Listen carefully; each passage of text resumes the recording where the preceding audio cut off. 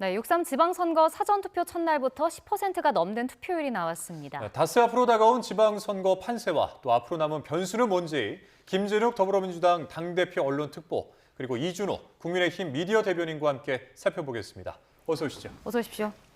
네, 저희 앞서 속보로도 전해드렸는데 사전투표가 역대 지방선거 첫날 최고치를 기록했습니다. 11.6%로 나타났는데 4년 전 지방선거보다 높은 거잖아요. 민심을 좀 어떻게 해석해 볼 수 있을까요? 그렇습니다. 4년 전 지방선거보다 한 1.14% 정도, 1.42%포인트 정도 높다고 하는데 네. 아마도 모든 대한민국은 민주공화국이고 대한민국의 주권은 국민으로부터 나온다라는 권력은 국민으로부터 나온다라는 이 헌법 정신의 발로다. 우리 대한민국 국민들께서 12.3 비상기업 내란 사태를 극복하고 민주주의를 회복한 국민들 아닙니까? 본인들의 손으로 지방 권력도 얼마든지 만들어낼 수 있는 그런 부분이 있다라는 것을 다시 한번 확인시켜 주는 것이고요. 특히 사전투표가 오늘 역대 최고치로 나왔는데 2014년 사전투표 제도가 도입된 이후로 가장 높은 것이 나왔다라는 것은 어느 정도 사전투표 이 제도 자체가 상당히 이 국민들에게 선거 제도로서 정착된 측면이 있다. 그런 측면들이 확인되고 있는 것이다. 이렇게 해석해 볼 수도 있을 것 같습니다. 예. 자, 이 사전 투표율이 높으면은 진보 진영에 유리하다. 이런 이제 공식이라면 공식인 이런 말이 있는데 일단은 우리 대변인님 보시기에는 어떻습니까? 옛말이라고 생각하십니까? 그 옛말이죠. 예전에 이제 사전 투표를 먼저 하고 이제 본투표 날은 이제 집에서 쉬거나 여행 간 사람들이 참 많았었어요. 그때 그 사전 투표를 참여한 사람들이 주로 젊은 층이었는데 예. 젊은 층이 아마도 민주당 선호자가 좀 많았었던 그런 시절이 있었습니다. 근데 지금 완전히 세상이 바뀌었죠. 2030 세대가 보수 지지층이 상당히 많은 상황이기 때문에 예. 사전 투표율이 높다고 해서 진보가 높다 이제 옛말이 됐고 오히려 보수의 지지율이 더 높지 않느냐 이렇게 좀 가늠자가 될 수 있는 이런 상황까지 왔다라고 볼 수 있고요. 역대 지금 최고의 사전 투표율이라고 그러는데 이거 마지막까지 좀 봐야 됩니다. 왜냐하면 이틀 동안 하는 건데요. 지난번엔 지선을 했을 때 사전투표율 최종이 20.62%였습니다. 그러니까 딱 반으로 나눠보면은 20.6이니까 이틀 치니까 약 10%에서 조금 넘는 오늘 마감한 거거든요. 예. 그래서 내일 돼가지고 이게 20.61을 넘을 건지 아니면은 그 밑에서 멈출 건지. 그러니까 지난번 지선과 최종적인 사전투표율은 좀 비교를 해봐야 알 수 있다. 하지만 오늘 이렇게 사전투표 높은 것은 그만큼 전 현직 대통령들이 선거에 깊숙이 관여하고 있는 그 효과가 상당히 크기 때문 아니겠는가 그래 봅니다. 네, 내일 사전투표까지 좀 저희가 관심 있게 지켜봐야 될 것 같은데요. 오늘 이재명 대통령과 우원식 국회의장 그리고 민주당 투톱이 사전투표를 또 진행을 했습니다. 선거 막판에 화력을 집중하는 모습인데 어떻게 보셨습니까? 글쎄요, 지금 대통령께서 오늘 사전투표를 했다고 해서 화력을 집중한다 이렇게 해석하는 것은 너무나 좀 과도하게 정치적으로 해석하는 것 같고요. 모든 국민들께서 본인들이 가지고 있는 어떤 그 권력, 권한 이런 부분들을 충실하게 행사하는 건 국민으로서 당연한 의무이기도 합니다. 네. 어쨌든 오늘 사전투표들을 많이들 행사해 주고 계시는데 내일까지 사전투표일이기 때문에 많은 분들이 좀 사전투표를 좀 해주셨으면 좋겠다는 것이고요. 거기에 더해서 이번 지방선거의 의미가 어디에 있는 것인가 하는 부분을 좀 잘 판단을 해주시면 좋겠다. 이재명 대통령 정부 이제 1년이 출범하는 시점입니다. 그래서 1년 정도 되는 시점인데 남아있는 4년의 시간과 이번에 뽑히는 새로운 지방 권력이 임기가 같습니다. 그 4년 동안 각 지역 발전을 위해서 누가 더 열심히 미래 비전을 가지고 일할 수 있는가 하는 그 부분들. 그래서 이재명 정부의 성공과 함께 일해줄 수 있는 사람들이 더 많은 당선이 있었으면 좋겠다라는 것이 저희 민주당 쪽의 입장이고요. 또 그렇게 국민들께서도 지지해 주시리라 그런 기대감을 가지고 있습니다. 네, 그런가 하면 이제 국민의힘 지도부에서는 역할 분담에 좀 들어간 것 같습니다. 좀 설명을 드리면은 정점식 정책위 의장이 일단 오늘 투표를 했고 송원석 원내대표가 내일 투표 예정이라고 합니다. 그리고 또 장동혁 당대표는 본투표 때 참석을 한다고 하는데 이건 이제 전략으로 봐야 됩니까? 어떤 전략입니까? 그렇죠. 이제 지방선거는 이제 대선이나 총선에 비해서 투표율이 좀 낮습니다. 낮다 보니까는 각 진영에서 자기 진영들이 얼마나 결집을 해서 투표소 나오느냐 이게 중요한 거거든요. 그래서 하루하루 다 중요하다. 사전 투표 이틀 그리고 본 투표 하루가 다 중요하기 때문에 당 지도부가 직접 투표한 모습을 보여준다 그러면 우리 진영에 있는 사람들이 투표에서 나올 확률이 좀 높아지겠죠. 크게는 아니더라도 오늘 누가 갔네, 예. 오늘 당대표가 갔네, 오늘 원내대표가 갔네 하면서 좀 높아지기 때문에 투표를 높이기 위해서 이렇게 역할 분담했다 말씀드리고요. 오늘 아까 방송화면 자료화면 잠깐 나왔는데 오늘 네. 또 해프닝도 있었던 것 같아요. 이재명 대통령이 기표소에 들어왔다 나와가지고 본인 투표용지를 보여줬습니다. 보여주면서 이게 잘 찍은 거 맞냐라고 하는데 저거 대단히 좀 위험한 상황입니다. 제가 보기에는 이거 나중에 뭐 소추는 안 되겠죠. 현직 대통령이 소추는 안 되겠지만 대통령 임기가 끝나면 저 문제가 될 수 있을 것 같습니다. 누구든지 간에 비밀 투표의 원칙을 지켜야 됩니다. 근데 지금 저렇게 기표소에서 투표용지 들고 나와서 보여준 거 그리고 저게 또 외부에 있는 카메라에 찍혔단 말이에요. 그러니까 두 가지가 다 위반된 거죠. 들고 나온 거 그리고 카메라 찍힌 거 두 개 다 위반이 되기 때문에 이거는 나중에 상당히 문제가 될 수 있고 저게 혹시나 의도가 있었다. 그러니까 고의적으로 내가 누구 찍었는가를 보여주기 위해서 들고 나왔다고 하면 더 큰 문제가 있는 거죠. 현직 대통령이 선거의 중립성을 지켜야 될 의무가 있는데 그러지 아니하고 본인 이 지지하는 어떤 정당에 또는 후보에게 기표한 모습을 의도적으로 보여줘서 선거에 영향을 미칠 목적이 있었다라고 된다면 이거는 그냥 가볍게 넘어갈 일이 아니다라고 생각합니다. 네, 뭐 그러니까 나중에 문제가 될 수 있다라는 말씀이신데 뭐 여당에서는 좀 해프닝이다 이렇게 보는 것 같더라고요. 그렇습니다. 대통령께서 민주당이 배출한 대통령께서 뭐 다른 정당을 지지한다라고 생각하실 국민들이 어디 있겠습니까? 그래서 대통령께서 저 행동을 하신 것은 이 기표소 안에서 도장이 제대로 이게 찍히지 않는 그런 부분들은 문제가 없는 것이냐 하는 그런 궁금증이 있으셨고 그것에 대해서 선관위 직원들에게 확인하는 차원이었다. 그래서 단순한 해프닝에 불과했다라는 것이고요. 사실 도장이 온전하게 찍히지 않았을 때 이 부분이 무효표가 처리가 되지 않을까라고 생각하는 국민들도 계실 수 있는 것이기 때문에 네. 뭐 오늘 이런 상황을 통해서 이게 도장이 정확하게 동그랗게 찍히지 않더라도 어쨌든 기표의 행위가 있었다는 것은 투표로서 간주가 된다라는 것을 확인하는 그런 측면도 있었다고 봅니다. 그리고 이렇게 대통령의 어떤 모든 행동 하나하나를 가지고 정치적으로 해석하고 그 정치적인 과도하게 정쟁의 소재로 몰고 가는 것 바람직하지 않다. 특히 국민들께서 자발적으로 스스로의 주권을 잘 판단하셔서 행사하실 수 있는 그런 정도의 충분한 우리 그 국민 의식은 성숙되어 있다 이렇게 보고 있습니다. 예. 근데 마지막으로 하나 더 말씀드리면 네. 일반인이 만약에 저 행동을 똑같이 했으면 어떻게 됐을까요? 그분 벌금 받습니다. 벌금 50만 내지 80만 받고요. 그리고 저 투표함 넣은 거 있지 않습니까? 못 넣습니다. 무효표로 바로 그 자리에서 무효표가 됩니다. 네. 근데 이재명 대통령은 지금 어떻게 했습니까? 투표함이 들어갔거든요. 이거 굉장히 공정선거에서 위반되는 아주 중요한 사안인 거죠. 근데 이거를 해프닝이라고 말한 것은 국민들에게 좀 왜곡된 말씀을 하시는 거다 말씀드립니다. 예. 자, 이번에는 이제 당 지도부 유세 동선을 한번 파악을 한번 해볼 텐데 일단은 정청래 대표 같은 경우에는 정원호 서울시장 후보 캠프 회의를 참석한 후에 경기 충남행을 선택을 했습니다. 이 투톱 한병도 원내대표는 5일 연속 호남을 찾았는데 이렇게 되면 어떻습니까? 외연 확장보다는 좀 전북 표심 단속에 집중한다 이렇게 보면 될까요? 지금 서울 또 그 경기, 충남 이런 지역은 저희 당에서 봤을 때는 상당히 안정적인 지역이다. 그래서 뭐 접전지로 평가하고 있지는 않습니다. 그런 상황이기 때문에 정청래 대표는 사실상 뭐 지금 집토끼를 단속하고 있다 이렇게 좀 봐도 될 것 같고요.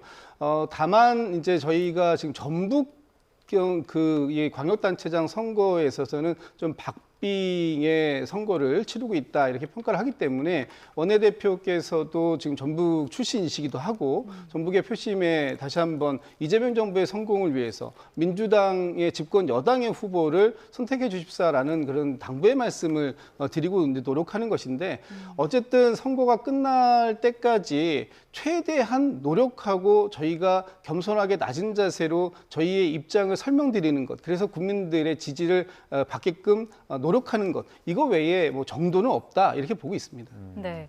그런가 하면 국민의힘 같은 경우는 이제 장동혁 대표가 경기, 세종을 찾아서 표심 공략에 나섰고요. 송호석 원내대표는 대전을 찾았던 것 같더라고요. 어떤 전략입니까? 네, 장동혁 대표는 지금 이제 전국을 다 돌고 있는데 이제 경합지 중심으로 돌고 있는 것 같습니다. 그리고 본인의 고향인 충청도 충청도도 열심히 돌고 있는데요. 충청도가 중요한 이유가 뭐냐면 충청도는 중원입니다.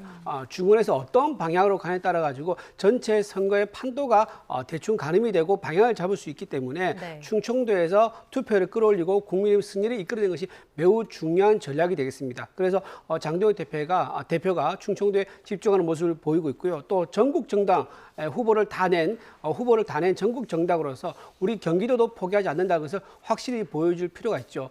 사실 서울과 비교하면 경기도 지역은 우리가 경합이라고 말하기 어려운 상황인 건 사실입니다. 그렇다고 해서 우리가 찾아가지 않고 지지 유세를 가지 않는다면은 선거 포기했느냐라는 이제 그런 또 이제 오히려 살 수 있기 때문에 경기도도 같이 방문해서 우리가 있다라는 것을 보여줄 필요가 있는 거고요. 지금 역할 다 나눠서 하고 있는데 네. 중요한 포인트는 이겁니다. 당 지도부에서 나눠서 가고 있고요. 박근혜 전 대통령도 나눠서 같이 가고 있다는 거. 그러니까 전 대통령에 대해서 가지고 있는 국민들의 호감이라든가 또는 향수 이런 것을 적극적으로 활용할 수 있다는 면이 민주당의 지금 선거 운동과 상당히 다른 모습 아니겠느냐. 민주당에서도 전 대통령이 있죠. 하지만 문재인 전 대통령은 나서지 않습니다. 집에만 있고 손가락으로 조국 전 대표의 후보라 했죠. 네. 조국 후보의 SNS에 좋아요만 누르고 있는 상황인데 왜 그런 상황이 됐을까? 민주당에서 한번 생각해야 될 부분이 아닌가 생각합니다.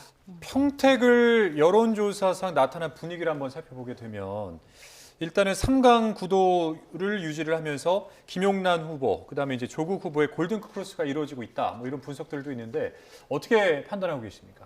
글쎄요, 아직까지 뭐 골든 크로스라는 표현을 쓸 수 있을지 잘 모르겠습니다. 제가 볼 때는 상당히 초접전, 박빙의 승부를 펼치고 있다 이렇게 보여지고요.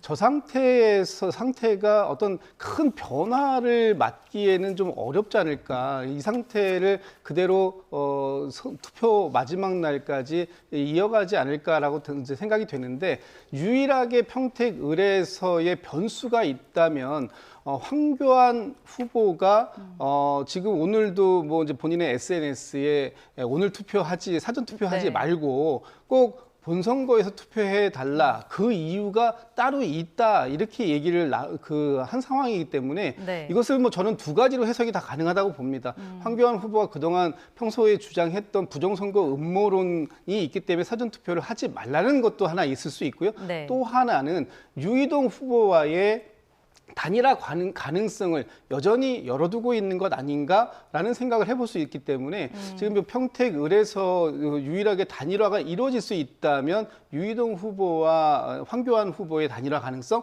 이거 하나가 남은 것 같은데요. 어쨌든 그 가능성을 제외하고라도 현재 평택 을은 마지막 투표함이 다 열릴 때까지 그 결과를 자신할 수 있는 상황은 아무도 없을 것이다 이렇게 보고 있습니다. 네, 지금 언급을 해주셨는데 황교안 후보가 유이동 후보와 좀 보수 진영의 극적 단일화가 막판에 일어날 수 있을 걸로 보시나요? 그런 기대감을 비친 것 같아요. 얼마 전에 어저께만 하더라도 황교안 후보가 유이동 후보에 향해서 후보 사퇴라 하면서 네. 굉장히 거친 말을 했었거든요. 근데 오늘 하루 만에 6월 3일까지 좀 투표 꼭 해달라라고 얘기를 한 거 보면은 단일화 가능성이 열어둔 걸로 보입니다. 막판에 어떤 식으로 드라마틱하게 단일화할지 모르겠지만 단일화 가능성이 열려 있는 것을 보이는데 하나 안타까운 것은 사전 이제 투표가 지금 이미 진행되고 있지 않습니까? 네. 여기서 만약에 황교안 후보에게 투표한 표가 있다 그러면은 만약에 나중에 단일화되면 유이동 후보로 단일화될 수가 있을 거예요. 그러면 이미 사전 투표에서 황교안 후보 찍은 그 표도 전부 사표가 되는 건데 그러면 전체적으로 유이동이 단일화 효과를 언제나 100% 가져지 못하는 또 그런 문제가 있는 거예요. 그래서 네. 좀 단일화가 오늘이라도 좀 되면 좋겠다. 오늘 저녁이라도. 그러면 내일부터라도 사전 투표의 절반 정도는 그래도 유이동 후보가 흡수할 수 있지 않을까. 좀 아쉬운 부분이 좀 있습니다. 예. 자, 전직 대통령이죠. 이명박 전 대통령이 이제 31일에 부산을 방문해서 박형준 후보 캠프 지원을 이제 유세하기도 했고, 또 박근혜 전 대통령도 같은 날 추경호 후보의 유세 현장인 대구 서문시장을 다시 찾기도 했는데, 일단은 이런 전직 대통령들의 광폭 행보 어떻게 보고 계십니까? 글쎄요, 뭐 저는 뭐 국민들께서 바라보시는 입장이 다 다르게 평가하실 수 있을 거다고 보지만 제가 개인적으로 보는 입장에서를 본다면 지금의 보수의 지지층들의 어떤 결집 효과는 이미 선거 막바지로 가면서 나오고 있다. 여기에 전직 대통령들의 어떤 지원 유세가 그 단일화 아니 이게 뭐랄까 지지층의 결속도를 더 공고화하거나 가속화시킬 가능성은 사실상 거의 없다고 봅니다. 그런 와중에 박근혜 전 대통령, 지금 사실상 전국을 수도권을 제외한 전국을 다니고 있는데 네. 저런 모습들이 과연 국민들께서 보실 때 탄핵당하고 또 구속돼서 사면복권까지 받은 분들이 이렇게 광폭 행보를 한다면 과연 우리 사회의 정의는 어디에 있을까라는 생각을 하지 않을 수 없다. 그래서 지금 박근혜 또는 이명박 전 대통령의 모습들은 우리 한국 사회의 민주주의의 어떻게 보면 퇴행을 얘기하고 있는 것이 아닌가 이렇게 판단하시는 국민들도 상당히 많을 것 같고요.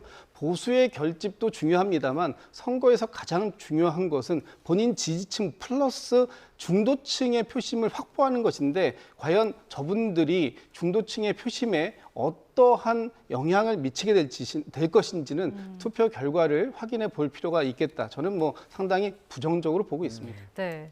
일각에서는 들어보니까 이제 박 전 대통령 등판이 도움이 되지 않을 거다. 오히려 극우 심판론에 힘을 실을 거다. 이런 우려의 목소리도 나오고 지금 얘기하신 대로 중도층 표심에는 좋지 않은 영향을 미칠 거다. 이런 비판도 있거든요. 어떻게 생각하시나요? 네, 조갑재 씨가 이제 그 얘기를 한 걸로 알고 있는데 조갑재 씨가 과거에는 보수 농객으로 알려졌지만 사실 지금은 전향을 하셔서 민주당 인사라고 분류를 좀 하고 있을 정도 아니겠습니까? 그렇다 그러면 이분이 내는 논평에 의미가 있겠느냐? 민주당 편에 서서 본다 그러면 공정한 논평은 아닐 거다. 국민의힘에 대한 비판 목소리를 낼 수밖에 없는 입장이니까 당연히 그런 소리를 할 수밖에 없을 것이다. 그래 보이고요. 네. 지금 영상 보시면 아시겠지만 박근혜 대통령이 가는 곳마다 사람들이 인산인해를 이룹니다. 구름처럼 사람을 몰고 다니는 이제 그런 정치인인데 지금 정치인 중에서 박근혜 전 대통령만큼 사람을 사전 연락도 안 하고 동원도 안 한 상태에서 이렇게 많이 모을 수 있는 정치인이 있습니까? 제가 보기에 박근혜 전 대통령 유일하다고 생각합니다. 자, 아까 방금 말씀하신 거에서 박근혜 전 대통령이 탄핵당하신 분인데 저렇게 다니면 되겠느냐라고 하는데 지금 국민들이 보는 시각은 다른 것 같습니다. 이미 죄를 치렀고 본인도 자수관경을 10년 가까이 보냈습니다. 그렇기 때문에 국민들이 열광하고 거기다 향수를 느낀 거 아니겠습니까? 반면에 이재명 대통령은요. 정가 사법부에다 본인 관련된 재판을 5개나 하고 있는데 그 현재 중단된 상태입니다. 그 중단된 재판마저 나중에 퇴임하고 그 재판을 받지 않으려고 공소, 취소, 특검법을 추진했다가 지지율 하락으로 이어지는 그런 문제까지 나왔지 않습니까? 그러면서 나중에 결국은 유권자 눈치를 보면서 슬그머니 멈췄습니다. 자, 이렇게 공소, 취소를 통해서 자기 죄를 없애려고 하는 현직 대통령보다는 자기 죄에 대한 대가를 치르고 밖에 나와 있는 전 대통령이 훨씬 더 낫지 않을까라고 생각합니다. 예. 자, 그리고 이제 어제 사전투표 시작 전인 어젯밤에 이 서울시장 후보들의 처음이자 마지막 TV 토론회가 열렸습니다. 주요 발언 듣고 오겠습니다. 22년부터 24년까지 39,000호 착공 기준으로 공급했습니다. 본인이 약속한 거에 절반도 못했습니다. 한마디로 말해서 전부 갈아엎고 재초제 뿌려놓고 나가셨으니까 그걸 원상복귀하고 있는 거 아닙니까? 오세훈 후보는 아직도 삼성역 현장에 가보시지도 않았습니다. 아니, 거기를 제가 가는 게 무슨 도움이 됩니까? 아기시당, 구당, 구청에서 조합에 기부 찬합도록 안내를 했습니다. 그런데 구청은 또 그런 적이 없다고 발뺌을 합니다. 2008년도에 한나라당 구청장이 잘못 결정해 놓은 겁니다. 그래서 제가 들어와서 이건 잘못된 거다. 기부 체납을 할 수가 없다. 네. 자, 어제 이제 있었던 토론회 이후에 정원호 후보 캠프에서는 이 오세훈 후보의 조직 동원 비방, 또 여론 조작 의혹 등을 제기하면서 이제 고발을 예고했는데 오 후보 측에서는 사실 무근이라는 입장인 것 같습니다. 그렇습니다. 지금 이 선거가 이제 막바지에 달하니까 결국은 네거티브에 기대는 그런 한 모습들을 보여주고 있는데 실제 서울 시민들께서 기대하는 모습은 서울의 미래 그리고 서울 시민의 안전 이런 부분들을 누가 더 잘 이끌어낼 수 있겠는가 하는 부분에 대한 평가를 지금 하고 싶어 하시는 것이고요. 어제 있었던 TV 토론회에서 그동안 좀 수세적 분면에 있었던 정원호 후보가 굉장히 공세적으로 남 탓을 하기 시작했던 오세훈 후보, 그리고 안전에 대해서 불감증을 느끼고 있고 또 무책임한 모습을 보여줬던 오세훈 후보를 상당히 잘 몰아붙였던, 그래서 상당히 매서운 모습을 보여줬었던 부분들이 유권자들에게 평가를 받는 거 있는 것 같고요. 오세훈 후보께서 특히 안전에 관련돼서 굉장히 지금 취약한 모습을 보이시고 안전 불감증과 같은 모습을 보이시고 좀 전에 하시지 않으셨어야 할 말씀, 거기를 제가 가서 무슨 도움이 되겠는가? 저는 저 말씀은 정말 패착이라고 보는데 23년 윤석열 전 대통령이 해외 순방 중 국내에 큰 수해가 나고 그럼에도 불구하고 그 우크라이나 가실 때 그때 아니 국내에 지금 이렇게 큰 사고가 있을 때 여기를 가셔야 되는 거 아닙니까? 라고 언론인들이 물어보니까 당시 대통령실의 고위 관계자가 아니 거기 지금 돌려서 거기를 간들 우리가 할 수 있는 게 뭐가 있겠어요? 라고 했던 그 말을 그대로 연상시킬 수밖에 없는 그런 말씀을 하셨다. 이렇게 국민의 안전보다 본인의 치적 사업을 먼저 내세우려고 했던 후보에 대해서 과연 그 서울 시민들께서 믿음을 갖고 표를 주실 수 있을까라는 생각을 이 토론을 통해서 여실하게 보여준 그런 장면이었다 이렇게 보고 있습니다. 네, 뭐 서소문 사고 관련해서 이제 경찰이 압수수색에 나섰는데 이에 대해서 오 후보 측은 뭐 청와대 선거 개입이다라고 주장을 하고 있거든요. 이번 사고가 좀 막판 변수가 될 수 있을까요? 어떻게 보시나요? 저는 그렇게 보지 않습니다. 이게 분리해서 국민들이 볼 거라고 보는데요. 이게 공교롭게도 어제 하루 전이었죠. 하루 전 이재명 대통령이 여기에 대한 얘기를 합니다. 빨리 수사를 해가지고 신속하게 진상을 규명해라고 얘기를 합니다. 그러고 나서 그 다음날 바로 압수수색이 들어왔거든요. 그래서 사실상 이재명 대통령이 하명 수사를 지휘한 게 아니겠느냐. 본인이 픽한 후보가 정은호 후보입니다. 정은호 후보가 지금 오세훈 후보와 결과를 알 수 없을 정도로 아주 접점이다 보니까는 정은호 후보를 돕기 위해서 직접 어떤 하명을 해줘 수사를 하도록 해가지고 오세훈 후보에게 안 좋은 이미지를 덮어 씌워가지고 정은호 후보를 도와주려는 그런 취지로 한 게 아니겠는가 싶은 생각이 들어서 저는 대통령이 직접 이렇게 선거 개입한 것은 굉장히 잘못됐다 말씀을 드리고 방금 이제 부동산 관련해서는요 저는 굉장히 오세훈 후보가 잘 대응했다 생각합니다. 그동안 박원순 후보가 389곳에 대해서 재건축, 재정비, 도시정비 사업 구역을 폐지를 함으로 인해 가지고 그동안 부동산 개발 제대로 못했었거든요. 거기에 대한 설명을 지금 어제 토론 때 잘 했었다 생각이 들고요. 전체적으로 보면 느낌은 정은호 후보가 그동안 왜 토론을 피했는지 알 수 있겠다 싶은 생각이 듭니다. 묻는 말에 즉각적으로 바로 대답을 하지 못하고 자료를 뒤적거리고 허둥대는 모습을 많이 보여줬다는 면에서 오세훈 후보가 안정적으로 시정을 이끌고 있고 앞으로도 시정을 잘 이끌 그런 후보라는 것을 잘 보여준 토론이라고 생각합니다. 알겠습니다. 오늘 두 분 말씀 여기까지 듣겠습니다. 지금까지 김진욱 민주당 당대표 언론특보, 이준우 국민의힘 미디어 대변인과 함께했습니다. 고맙습니다. 고맙습니다.